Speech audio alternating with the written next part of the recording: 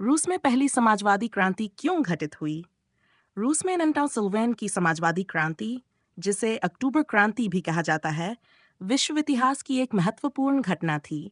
ये क्रांति समाजवादी विचारधारा पर आधारित थी और इसके परिणामस्वरूप रूस में ज़ारशाही का अंत हुआ और सोवियत संघ की स्थापना हुई। ये क्रांति कई दीर्घकालिक और तात्कालिक कारणों का परिणाम थी, जिनमें रूस की सामाजिक, आर्थिक और राजनीतिक स्थितियां प्रमुख थीं। क्रांति के प्रमुख कारण: 1. सामाजिक असमानता और किसान वर्ग का असंतोष। रूस मुख्यतः कृषि प्रधान देश था, जहां जनसंख्या का अधिकांश भाग किसान था। किसान जमीन के लिए संघर्ष कर रहे थे, क्योंकि जमीन का बड़ा हिस्सा कुलीन वर्ग, अभिजात वर्ग और चर्च के पास था। सामंती व्यवस्था और भूस्वामित्व की असमानता ने ग्रामीण क्षेत्रों में व्यापक असंतोष पैदा किया। मजदूर वर्ग की दुर्दशा।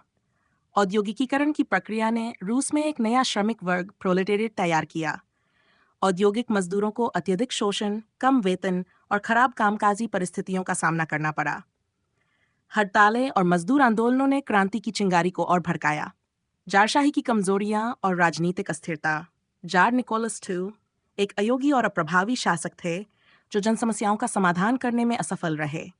रूस में कोई लोकतांत्रिक परंपरा नहीं थी और जार की निरंकुश सत्ता ने जनता में असंतोष बढ़ाया।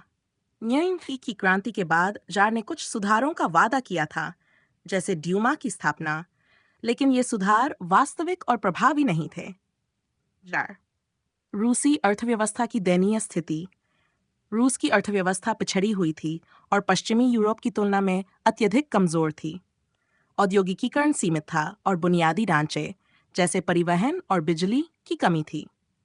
प्रथम विश्व युद्ध मार्ट ने अर्थव्यवस्था को और अधिक तबाह कर दिया, जिससे खाद्यान्न की कमी, मुद्रास्फीति और बेरोजगारी बढ़ी।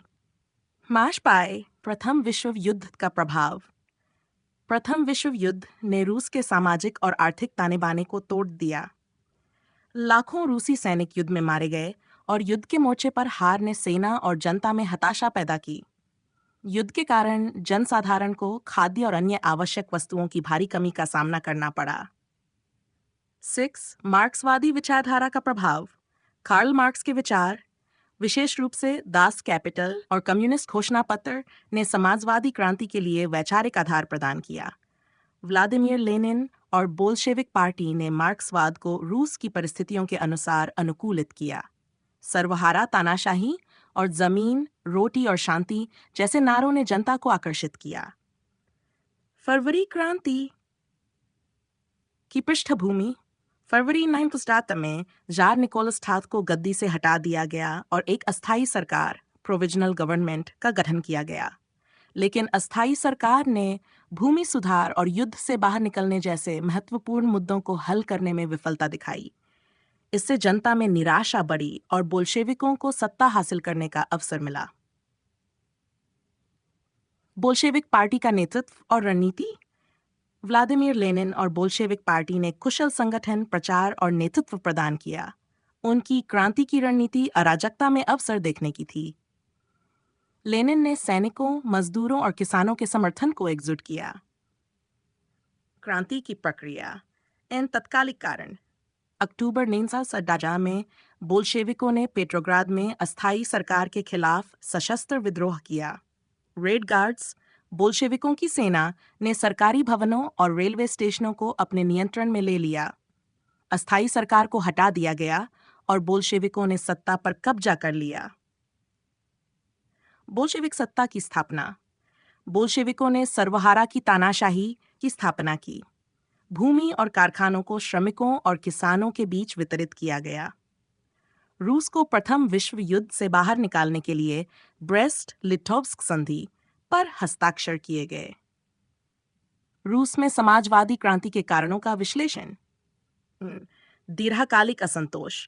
रूस की कृषि प्रधान अर्थव्यवस्था, जारशाही की नाकामियां और सामाजिक असमानता ने लंबे समय से असंतोष को बढ़ाया। 2. प्रथम विश्व युद्ध का योगदान। युद्ध के दौरान उत्पन्न सामाजिक आर्थिक संकट ने क्रांति की प्रक्रिया को तेज किया। 3. बोल्शेविकों की कुशल रणनीति। बोल्शेविक पार्टी ने मजदूर वर्ग और किसानों को अपने पक्ष में संगठित किया। राजनीतिक शून्यता, अस्थायी सरकार की विफलता और जनता के मुद्दों को हल करने में असमर्थता ने बोल्शेविकों को सत्ता तक पहुंचने का मार्ग प्रशस्त किया। निष्कर्ष, रूस में पहली समाजवादी क्रांति ऐतिहासिक, सामाजिक और राजनीतिक परिस्थितियों का परिणाम थी। ये क्रांति जारशाही के पतन, आर्थिक और सामाजिक असमानता और बोल्शेविकों की कुशल रणनीति का संगम थी। ये न केवल रूस बल्कि पूरे विश्व के लिए एक निर्णायक मोड़ साबित हुई, जिसने समाजवादी और साम्यवादी विचारधारा को वैश्विक स्तर पर एक नई पहचान दी।